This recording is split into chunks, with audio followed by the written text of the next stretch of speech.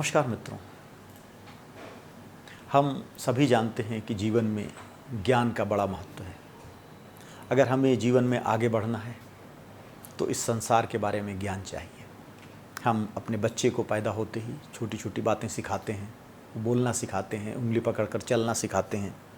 जब थोड़ा बड़ा हो जाता है तो उसको स्कूल में डालते हैं, उसको कोच लगाते हैं, उसको ट्यूटर लगाते हैं, उसको सांसारिक ज्ञान, वैज्ञानिक ज्ञान, हर तरह का ज्ञान देने का प्रयास करते हैं।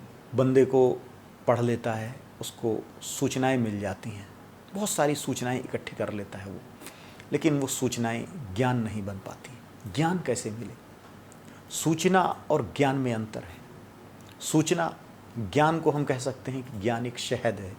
मधुमक्खियाँ पराग लाती हैं और उस पराग को अपने अंदर लेती हैं और फिर जो अपने मुंह से द्रव निकालती हैं वो द्रव शहद कहलाता है।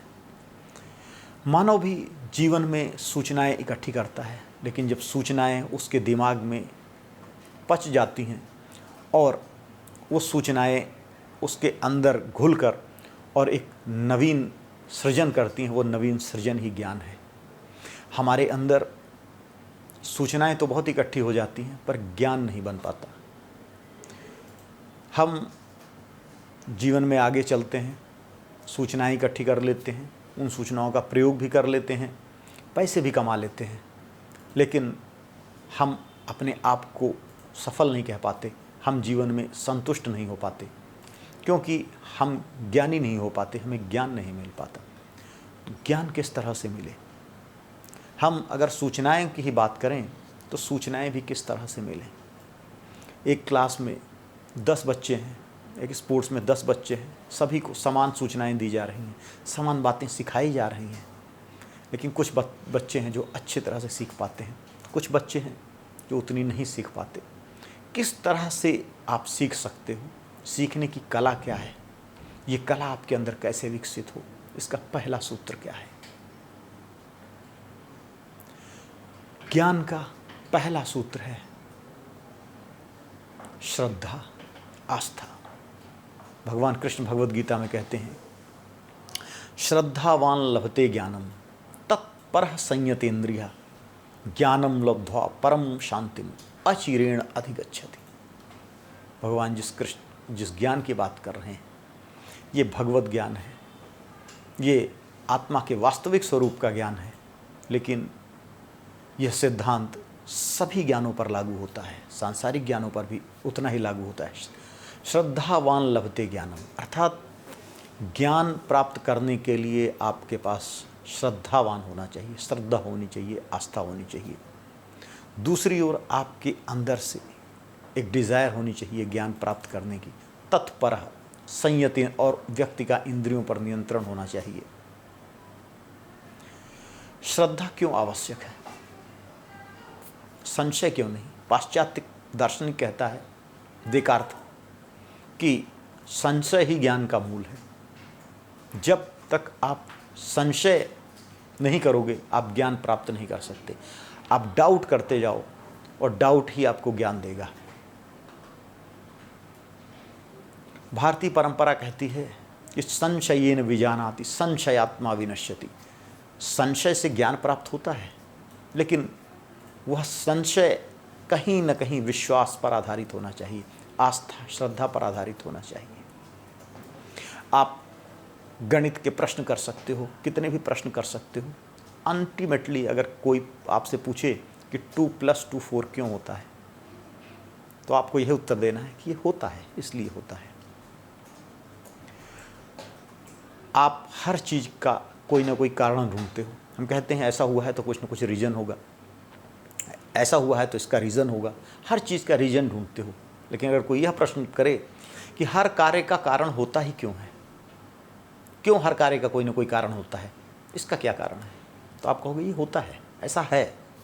जीवन में मूलभूत मान्यताएं हैं, इन मूलभूत मान्यताओं के ऊपर ही हमारे समस्त ज्ञान का संसार खड़ा हुआ है। जो ये मूलभूत मान्यताएं हैं ये आस्था के कारण स्वीकार की गई हैं। अगर आप इन पर भी संशय करना प्रारंभ कर दोगे तो आप जीवन में कहीं पर भी नहीं जा पाओगे। उन कहीं न कहीं मूलभूत मान्यताओं पर आपको विश्वास करना पड़ेगा। इसलिए विश्वास करना पड़ेगा कि ये हैं, इसलिए हैं। एक एक ही क्यों है, दो दो ही क्यों है? मैथ्स में कोई भी पूछ सकता है ये तीन तीन ही क्यों होता है, तीन को चार क्यों नहीं होता, चार का तीन क्यों नहीं होता? ये मूल मान्यताएं हैं, एक दो तीन चार। इसीलिए ABCD। जीवन में कुछ मूल मान्यताएं होती हैं, कार्य कारण नियम है, ग्रेविटेशनल नियम है, कुछ मूल जीवन की मूल मान्यताएं हैं, तर्क की मूल मान्यताएं हैं, विज्ञान की मूल मान्यताएं हैं। उन मूल मान्यताओं पर हमें विश्वास करना चाहिए। उन मूल मान्यताओं को हम स्वीकार करेंगे, तभी हमारे ज्ञान का भवन खड़ा होगा। इसी तरह हम आध्यात्मिक जीवन की बात करते हैं, हम मोक्ष की बात करते हैं, हम परम तत्व के ज्ञान की बात करते हैं, तो वहाँ भी मूल मान्यताएं हैं जिन पे हमें श्रद्धा करनी चाहिए, विश्वास करनी चाहिए। मूल मान्यताओं पे जब तक आप विश्वास नहीं करते आपके ज्ञान का भवन नहीं बनेगा। और दूसरी बात यह है कि मूल मान्यताओं पर विश्वास करने के लिए आपको मूल मान्यताओं तक पहुंचना पड़ेगा। हम में से 90 से 99% लोग ऐसे हैं जो मूल मान्यताओं तक पहुंचते ही नहीं हैं। कोई व्यक्ति किसी ने कह दिया, हम इसलिए उस पर भरोसा कर लेते हैं, इस पर विश्वास कर लेते हैं। यह श्रद्धा नहीं है। आस्था या श्रद्धा वह है जब हम तर्क से जाएं और अंतिम बिंदु तक पहुंच जाएं, और अंतिम बिंदु जो कि मूल मान्यता है उस पर हम विश्वास करें। जैसे एक क्लास में छोटा बच्चा था, उससे हमने पूछा कि ये पाई क्या है। मैथ्स का स्टूडेंट था, 12th का, चर्चा हो रही थी। पूछा गया कि पाई क्या है, तो बच्चे ने कहा पाई एक ग्रीक भाषा का शब्द है। तो उसने कहा नहीं, मैं भाषा वैज्ञानिक दृष्टि से नहीं पूछ रहा हूँ, मैं मैथमेटिकल दृष्टि से पूछ रहा हूँ कि गणित में पाई क्या है। तो उसने कहा पाई जो है 22 डिवाइडेड बाई 7 है। तो कहा ये तो पाई का मान आपने बताया 22/7, पाई क्या है? बच्चा नहीं बतला पाया। तो शिक्षक ने बताया कि पाई जो है परिधि और त्रिज्या का अनुपात है, रेशियो है। एक वृत्त की जो परिधि होती है और उसके केंद्र से और परिधि के बीच की दूरी, जिसको त्रिज्या कहते हैं, उन दोनों का अगर रेशियो देखा जाए तो वो समान होता है। चाहे वो कितना ही बड़ा वृत्त हो, जो गोला होता है, कितना ही बड़ा हो या कितना ही छोटा हो, उसकी परिधि और उसके केंद्र से परिधि के बीच की दूरी, जिसको त्रिज्या कहते हैं, उसका एक नियत अनुपात होता है, और उस नियत अनुपात को ही पाई कहते हैं। यह मूल मान्यता है, और इस मूल मान्यता तक हमें पहुंचना पड़ेगा, तब हमारा ज्ञान स्थायी होगा। हमें तर्क करना पड़ेगा, लेकिन मूल मान्यता तक पहुंचकर उसे स्वीकार कर लेना आस्था है, श्रद्धा है। और ऐसा है व्यक्ति जो श्रद्धा रखता है, मूल मान्यता तक पहुंचता है और उस पर श्रद्धा रखता है। स्वामी विवेकानंद की कहानी तो आपने सुनी ही होगी। स्वामी विवेकानंद बड़े तर्कशील थे। जो भी संत, जो भी साधु आता था, उनसे पूछते थे कि आपने भगवान को देखा है? सभी कहते थे कि नहीं, मैंने तो नहीं देखा है। रामकृष्ण परमहंस जब उनसे मिले तो उस समय विवेकानंद का नाम नरेंद्र था। तो नरेंद्र ने पूछा कि क्या आपने ईश्वर को देखा है? उसने कहा हाँ, मैंने देखा है। तो बोला नरेंद्र ने, क्या मुझे भी दिखा सकते हो? बोले हाँ, मैं तुम्हें भी दिखा सकता हूँ, कल आ जाओ, दिखा दूंगा। तो नरेंद्र चमत्कृत हुए कि हाँ जी, सभी कहते थे मैंने ईश्वर को नहीं देखा, ये कह रहे हैं देखा है, तो चलो जाते हैं, टेस्ट करते हैं। पहुंच गए अगले दिन, और रामकृष्ण परमहंस से कहा भाई दिखाओ मुझे, आपने कहा था मुझे दिखा सकते हो। बोले बिल्कुल दिखा सकता हूँ, दिखा दूंगा, लेकिन सामने आप जाओ, गंगा जी में स्नान करके आ जाओ, स्नान करके आओगे उसके बाद मैं दिखाता हूँ। चलो चलते हैं। तो रामकृष्ण परमहंस भी साथ हो लिए, विवेकानंद नहाने के लिए गए। जैसे ही विवेकानंद ने डुबकी लगाई, रामकृष्ण परमहंस ने उनको ऊपर से दबोच लिया नीचे। विवेकानंद छटपटाने लगे, सांस नहीं ले पा रहे थे, दबाए थे, बड़ी ताकत लगा के इधर उधर किसी तरह निकले, और उठते ही उनको गालियाँ देना चालू कर देंगे, तुम तो जान से मारने को, तुम तो छलिया हो, तुम्हें धोखे से बुलाया, तुम तो मेरा जान से मारना चाहते थे, क्यों मुझे ऊपर से दबा लिया? रामकृष्ण परमहंस ने कहा कितनी तड़प हो रही थी ना तुम्हें अंदर बाहर आने के लिए, सांस लेने के लिए। जब इतनी ही तड़प तुम्हें परमात्मा के दर्शन की होगी, उसी समय तुम्हें ईश्वर के दर्शन हो जाएंगे। इतनी तड़प चाहिए। स्वामी विवेकानंद के सारे संशय निवृत्त हो गए। उन्होंने अखंड श्रद्धा रामकृष्ण परमहंस पर रख दी और रामकृष्ण परमहंस जो भी कहते गए विवेकानंद उसका पालन करते चले गए। परिणाम ज्ञान के रूप में सामने आया, दिव्य ज्ञान के रूप में सामने आया।